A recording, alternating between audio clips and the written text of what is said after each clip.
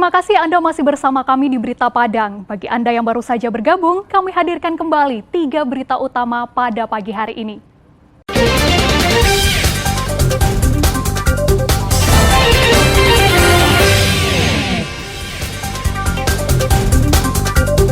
Baru saja menghirup udara bebas, seorang residivis kasus pencurian di Padang kembali ditangkap polisi. Polisi di Padang menangkap pelaku penggelapan puluhan mobil penyewaan. Perkosa orang dalam gangguan jiwa, seorang pemuda di Padang Pariaman ditangkap polisi.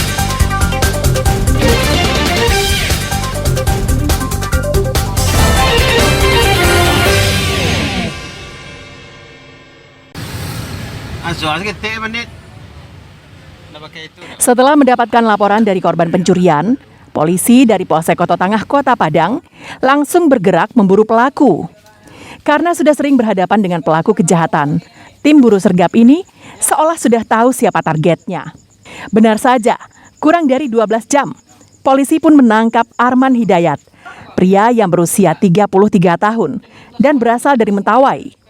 Pelaku ditangkap di kawasan Simpang Tinju, Kecamatan Nanggalo pada Rabu malam. Saat diinterogasi, pelaku tak bisa mengelak dan mengakui perbuatannya. Kepada polisi, pelaku memperagakan bagaimana ia masuk ke rumah korbannya di Jalan Teratai, Padang Sarai, Kecamatan Koto Tangah. Pelaku masuk melalui jendela dan membawa kabur laptop serta telepon genggam yang terletak di atas meja rumah. Dari rumah korbannya di Padang Sarai, Kecamatan Koto Tangah, pelaku membawa kabur laptop dan telepon genggam yang terletak di atas meja. Polisi masih melakukan pengembangan dan pendalaman, mencari tahu kemungkinan pelaku bekerja sama dengan orang lain saat melakukan aksinya.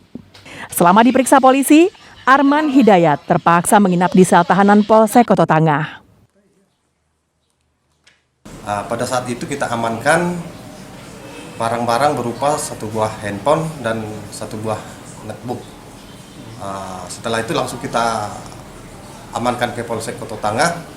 Setelah kita lakukan interogasi dan pelaku mengakui bahwa dia telah mengambil barang-barang milik korban, dan juga pelaku ini sudah residivis curanmor, baru keluar bulan 6 tahun 2023. Arman Hidayat sebelumnya pernah dihukum karena kasus pencurian sepeda motor.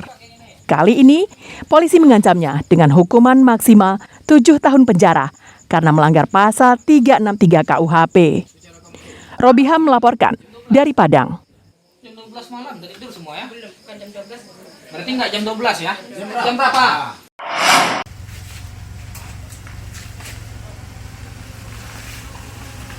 Kepolisian Sektor Nanggalo menangkap seorang tersangka penggelapan puluhan mobil penyewaan di Padang.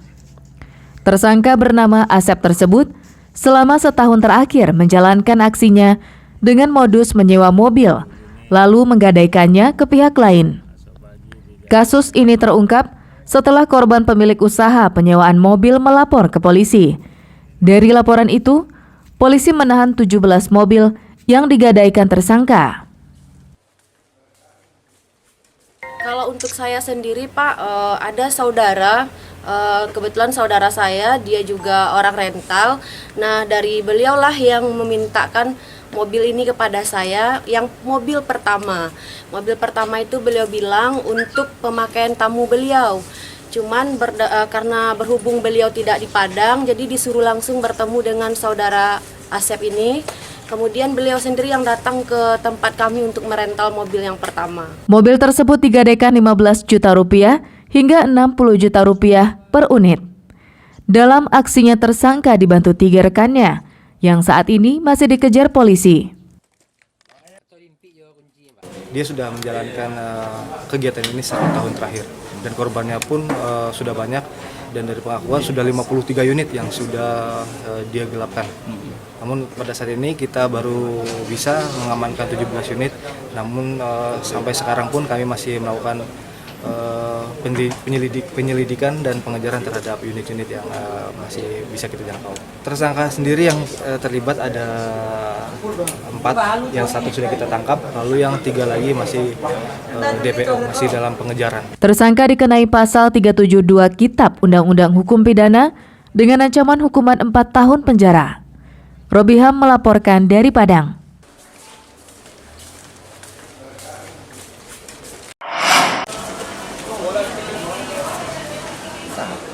Pria berkaos merah ini tak melawan saat ditangkap polisi. Warga Kabupaten Agam ini diciduk di rumah salah seorang kerabatnya di Kecamatan Lima Koto, Kampung Dalam, Padang Pariaman, Rabu lalu. Pria berinisial R dan berusia 52 tahun dilaporkan telah menyetubuhi seorang perempuan ODGJ atau orang dalam gangguan jiwa.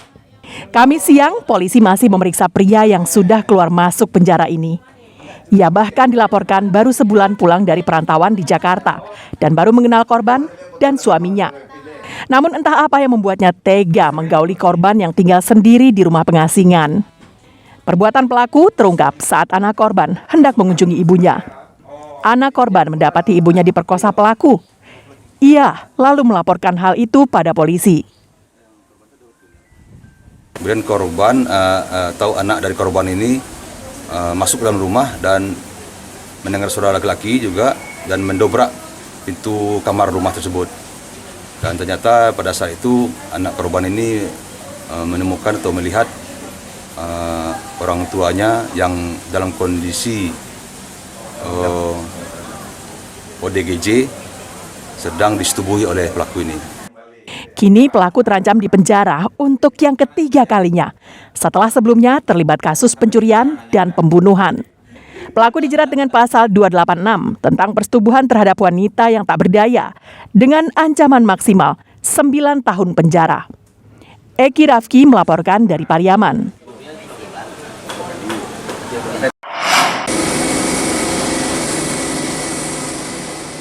Meski kabut asap sudah menyelimuti sebagian wilayah di Sumatera Barat, namun belum berimbas pada aktivitas penerbangan di Bandara Internasional Minangkabau. Pantauan Kamis siang, keberangkatan dan kedatangan pesawat masih berjalan normal. Saat ini jumlah penerbangan di BIM masih normal, yakni 20 hingga 21 penerbangan setiap harinya. Menurut pihak Angkasa Pura II, pengelola Bandara Internasional Minangkabau, kondisi kabut asap belum berdampak terhadap operasional pelayanan dan lalu lintas penerbangan. Saat ini, operasional pelayanan lalu lintas penerbangan masih lancar. Jarak pandang saat ini diperkirakan 2-3 km. Jauh di atas jarak pandang minimal untuk operasional pesawat terbang yang hanya 800 meter. Tidak, di dalam situasi asap kita belum ada menerapkan delay dari airline pun seperti itu. Jadi kondisi saat ini boleh dikatakan normal. Termasuk jarak pandang pun untuk pendaratan sangat baik sekali. Kalau sekarang tuh ke posisinya yang jelas untuk standar sebuah pendaratan kan minimalnya itu 800 meter. Selama beberapa hari terakhir, sebagian wilayah Sumatera Barat, termasuk Kota Padang dan Padang Pariaman, diselimuti kabut asap.